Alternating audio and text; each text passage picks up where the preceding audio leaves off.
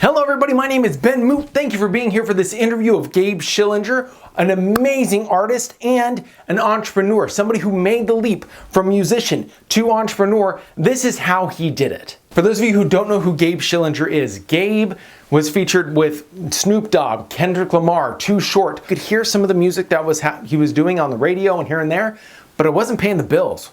And he was like, shoot, I need to actually pay the bills. And so he turned to entrepreneurship. Lean in, pay attention, because this interview with Gabe is one that will open your mind to more opportunities, just like it has mine. So Gabe, thanks so much for being on. You spoke at Funnel Hacking Live. And to be honest, I started researching you because of Funnel Hacking Live. I'm like, who is this guy? And saw that you work with Ono, what you were doing in the industry. So absolute blast having you on. Thank you so much. Man, Ben, I really appreciate you having me on here. I'm excited to be here. I saw that video you did where you kind of broke down the funnel, and it was so cool to see he's like, funnel hacking me, and I get to watch it. So really, I love what you're doing.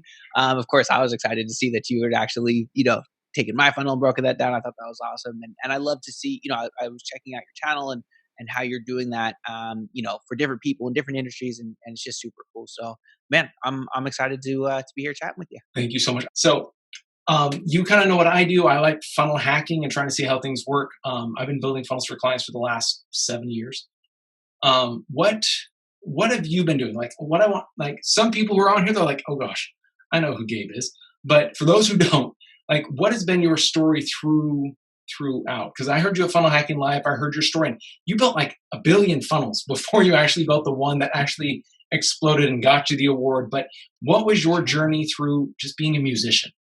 Yeah, sure. So, I mean, for me, I started out my music career without any of the stuff that we're talking about here, any of the, funnels, let alone, just anything that has to do with marketing, entrepreneurship, any of that stuff. Like for me, it was just like, I am an artist. I'm the technician. I'm the guy who, I'm a music producer, mainly in, hip hop, R&B, pop, which in that world basically means I create the instrumentals that the rapper or singer is going to rap or sing to. Basically, like you can picture, okay, I can picture a song in my head. Now take away the vocals. That's all the stuff that I make. And in our industry, we call that beats. So when you hear me refer to beats, some people get confused. Like, what are you talking about? The headphones? You're talking about drums? That's just the terminology we use to talk about that music. So essentially, I make beats, right? And so what I did for the first, decade plus of my career was make beats and essentially try to sell those beats to record labels. That's kind of like the music industry game, right? That's kind of what it's about. And it's a tough game to play. It's really, really rough. You hear no over and over, and it's kind of like the stars have to align as far as, getting the right beat to the right artist at the right time where they're looking for that thing, and the politics of it, blah, blah, blah. It's a lot. And I did okay. I had a couple highlights, got to hear some of my songs on the radio, on TV, got to work with some of the, the artists that I grew up listening to. And so there were some cool things here and there, but I realized after 10 plus years, I was about to be 30 years old. And I did not see a path for this to be a sustainable income. I was still living at my dad's house. I, was definitely not making enough to pay my bills, certainly not consistently on my own, solely from music. And so I had random day jobs. I was like a personal trainer for a while, which is a joke because I was terrible, so there's never anything else I was very good at. And it was never anything else that I put my heart into, but I realized that it's time to give up on this dream. Like I'm about to be, in my industry, 30 years old is getting pretty old, to be the rap guy, the guy making hip hop songs or whatever. And so I was, ready to give up and not feeling good about myself. Like I know, for sure at that time, and this is about 7 or 8 years ago, like I remember I would get into conversations, like I'd go to whatever, maybe see some family I hadn't seen for a while or my old high school buddies. And like, I hated talking about what I was doing. I hated talking about, my music career or whatever, because they just look at me like, oh, you're still doing the music thing? Like, that's cool. Like, how's that going for you? You know what I mean? And they're like, I don't know. My friends had graduated from college and had real jobs. And, my family's like, when are you going to get a real job? And, so I just wasn't feeling that good about myself. And almost as like a last resort, I thought, okay, well, maybe I can try selling beats online. Maybe instead of trying to go sort of the industry route, I could try going more direct to direct to consumer, which in my case, the consumer is rapper or singer, like selling those beats, selling those music services directly to them. And so that's what I set out to do. And certainly was not the first person to do that. There's hundreds of thousands, if not millions of producers already doing this. It just wasn't the route that I had gone. And so I did, what I thought you're supposed to do, which was see what all the other producers were doing and try to kind of model after them and see if like, all right, maybe I can, if I can figure out how to just pay my bills doing this, then I'll be good. Right. And then maybe I don't have to give up on it. And so kind of try doing what everybody else was doing, which was essentially try to get a following on social media, whether that's YouTube or Instagram, and try to drive that traffic to like a beat store, like like an old school website, how you might picture it. Right. And I tried that, as you can imagine, didn't go great for me. Got a couple sales here or there, enough to get me kind of interested. Like, all right, well, I made a few bucks. Maybe I can learn a little bit more. And that's when I came across Adrian, who you mentioned earlier, AD, Anno Domini. And so he was a producer who was selling beats a different way, and I'd never seen it before. And what I learned later was that he was using sales funnels. And from there, I kind of found out about ClickFunnels. From there, I found out about Russell Brunson, who became, a huge mentor to me. Found out about direct response marketing and all this stuff, entrepreneurship, marketing, all these things that I'd never really thought about. I'd never really cared about. I never thought I'd be good at, and really most importantly, I never thought I'd enjoy. But when I sort of started learning from Russell, when I saw what Adrian was doing, it made me realize all those things, that not only was it something that I could be good at, but something that's actually really fun to do as well. And so instead of just putting all of my energy, all of my time, all of my creativity into just my music, I started putting it into my marketing as well. And then that's when things really took off, and I was able to, accomplish some big things and kind of, climb to pretty much the top of that little industry or that niche. And that's more or less what brought me to where we are today. Started off by saying like you had this funnel, or you had your business as it was with the beats, and you're just doing what everyone else in the industry did, and then suddenly somebody broke out. And you said, and you reached out to them, kind of figured out what do they do. And it was almost like the industry was just ready for something new. It was ready for that next piece. And that's just kind of what you fell into. And you built a lot of funnels in this space. Like you tried a lot of different things. You have like an inner circle. You had the monthly packages. You had all these different things. Which has stuck around? Like which have you found is like the best that just keeps working for you? Yeah. So in that sort of first business, we can talk about the second business that I built in a second, but in that first business, which is the one that essentially I've been growing for the last couple of decades, it's called Legion Beats, which is for that audience of rappers and singers. I started out, again, what everybody else was doing, which is essentially like a beat store where, pick out the beat you want. And then from there, it was realizing like, okay, let me actually put together an offer, right? Something that Russell Brunson talks about, instead of just selling a commodity, which everybody else in my industry was doing, which is a beat lease is something that, buying that beat is something that essentially you can get anywhere. Like, yes, my beats might sound a little different than somebody else, but really there's hundreds of thousands of producers. There's plenty of places that my potential customer can go and get essentially the same product for around the same price. So the first thing I did was learn that concept of like, okay, maybe I can create a little offer. So maybe instead of just selling one beat, I can create like a beat pack where it's like, hey, you don't get one beat, you get 20 beats, right? And then it's like, from there it grew into, okay, instead of just 20 beats, you also get this little training that's going to teach you about, whatever, how to get more exposure, how to get your music, seen more on social media, how to rap better, how to, so started introducing a couple information products into there as well. And then started adding in some services. So like mixing and mastering, which is essentially like, making their music sound better, where they record the song, whether that's their home studio or another studio, they send us the files, we mix it, we make it sound good, and we send it back to them. That was one of the things that we added to our offer that really took off, that really differentiated us, Legion Beats, from so many of these other producers, was because they could come to us and not just get a beat, which is cool, but we could help make that song actually sound really good because we're a bigger part of that process. And that was a big piece that really took off. And then from there, just kind of structuring it different ways, trying, like you mentioned, beat packs, doing that as launches, doing a membership with kind of different tiers where it included either just beats or it included beats and some promotion that we had at the time, which we've now kind of shifted because it was some Instagram automation stuff, some kind of like, and not all the way, cool with the terms of service, but like we got away with it, but then we stopped getting away with it. Long story short, we don't do that anymore.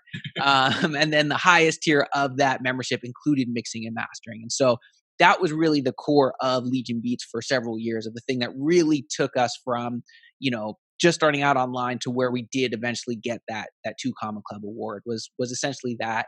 The combination of sort of that a front end sort of evergreen funnel, like here's some free beats, here's your first offer, and then let's sell you into this membership. So you literally like had a full value ladder figured out. Like you were going to sell multiple things. You had options in the back end. So that way it wasn't just this one product. You were able to make money on the back end. And that's really where the gravy kind of fell in. For sure. For sure. That was a huge difference. And it's like, they say amateurs focus on the front end, right? And it's Right. like, I certainly saw it a lot, especially for whatever reason in music. It feels like maybe it's in the arts that people are pretty slow to adopt new things in marketing and don't, they fear what they don't understand. And so they see an ad that says, hey, get some free beats. And that's all they see. And they're like, oh, this guy's ruining the industry. He's giving stuff away. He's devaluing what we're doing. It's like, nah, bro, like that's just the very first step. That's the tip of the iceberg. Like you don't understand there's all this stuff after that. Like you said, there's this value ladder, there's this customer journey that we're bringing people through. And ultimately, it's creating way more value for them. It's better for the customer. And also we're making a lot more money. So so there was a little bit of resistance, I think, especially initially from that producer community of like, why is this guy like ruining it for everyone? To where now it's actually shifted a little bit. We still get some pushback to now we've built a second business where we're actually teaching producers this process, which is a whole other thing we can get into. But yeah, essentially that back end, that value ladder, having that stuff built in, that's what really made the difference. So here's the question, because funnel hackers deal with the same kind of issues that I think musicians do. They love the art of creation. And they enjoy creating. They enjoy being a part of that. Like the funnel hacker will go and they'll just build and build and build and have a great time. The musician will go and create all this amazing stuff. Whether or not either of those see the light of day, whether or not they're actually putting money in the bank account is the question. Like, did you ever have that moment where you felt like, maybe I'm just, this just isn't the thing that makes money. Maybe like that dream just didn't connect. Because you talked about that, but I Yeah. guess what is that like to get over that hump? How did you Yeah. figure out like this is where I live. And it's okay to make money as a musician.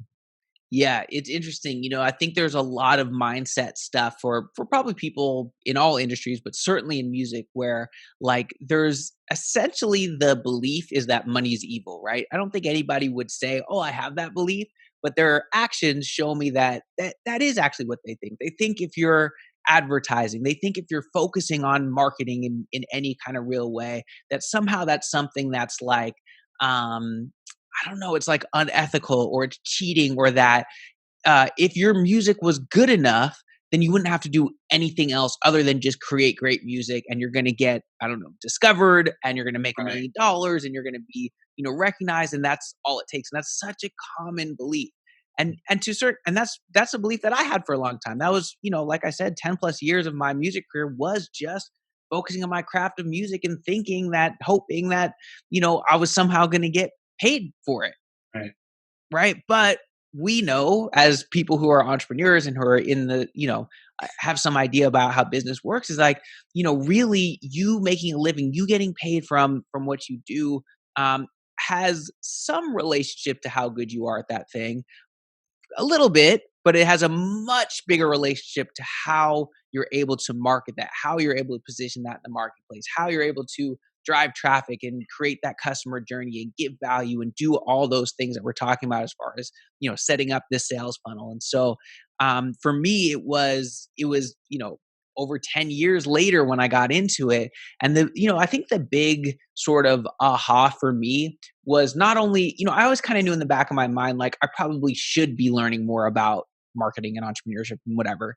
But the big difference for me was once I started really learning about it, started doing it and doing, the stuff that I learned from Russell and from Anno Domini and from, some of these other mentors, was that it's actually really fun to do. And that's what changed everything for me. Because then it became not like, oh, I'm selling out because I should be making music all day. And instead I'm like grinding away on this thing that sucks and by the way, is like deceiving people and is horrible for some reason. Like, no, actually, that marketing stuff is really fun and you can be creative with it. You create a customer experience and journey that's mutually beneficial. That's great for them and it's great for you too. And then it becomes something where it's like, not only is this not bad, this is actually something that's good for both of us. This is something that's not, boring or something that I hate doing. It's actually fun. And once that clicked for me, that's when things really changed. And that's something that I really try to get across to artists, to producers, to anybody who's, knows that they have something that they like to do or love to do, but don't want to focus on the business and marketing side, is like, no, like do that, because that part is really fun too. And it's more fulfilling than anybody really talks about.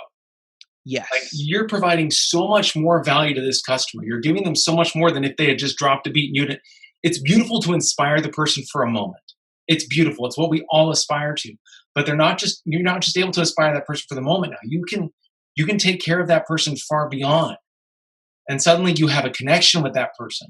And they feel that connection just like you do. And it goes beyond the music. And now it's like, I don't want to say souls touching souls, but it's special. Yeah. It's more unique because you were willing to merge some of the business in. Yeah. Yeah. It's creating a real connection with people for sure. Everybody holds up the 2 Comma Club Award as the answer. It is the one thing that I must have. Was that the way it was for you, or were things kind of ticking along? You're like, you know what? I just want to break the darn record. Like, what inspired you to state, I want to do this, and you connected and created the challenge funnel that made all this work?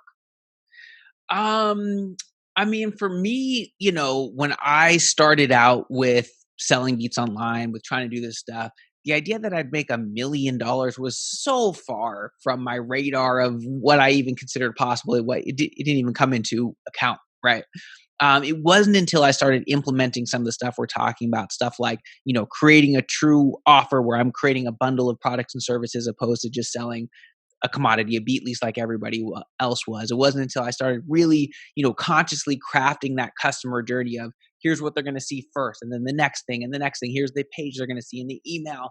It wasn't until I honed in on that and kept doing that until I started to kind of see like, oh my God, like this might be kind of possible. And a big one for that for sure was the strategy that you alluded to, was this sort of contest idea that led up to a launch that we did in Legion Beats, that we did really for the last 4 years in a row, and kind of kept growing and changing and evolving, and eventually became this thing where, for me, it's funny. Sometimes when you do things, you do them yourself and you think like, it's not a big deal. I just did this, until you show somebody else, or you talk to somebody else and they're like, well, that's really cool. That's something different. I actually haven't seen that before. And so this sort of contest strategy that I'd been doing, when I started talking to people about it, they're like, yo, that's pretty cool. Like you should really share that. Haven't seen that before. And so, the short version of what that is basically, it's a way of leveraging your leads and your customers to bring you more leads and customers, by incentivizing them to bring you more leads and customers, by giving them, incentives, prizes, creating a contest for whoever brings in the most people is going to win like this incredible grand prize. And, I can get deep into it, but that's sort of the idea. And what that does is it builds up all this excitement and momentum that eventually led into like the big launch. And one of my goals that I had was to do the first 6-figure launch in our industry. Nobody had ever done it before. And I remember I kind of like called my shot, like, hey, I'm really trying to go for this. And I talked to my team about it. I talked to people outside.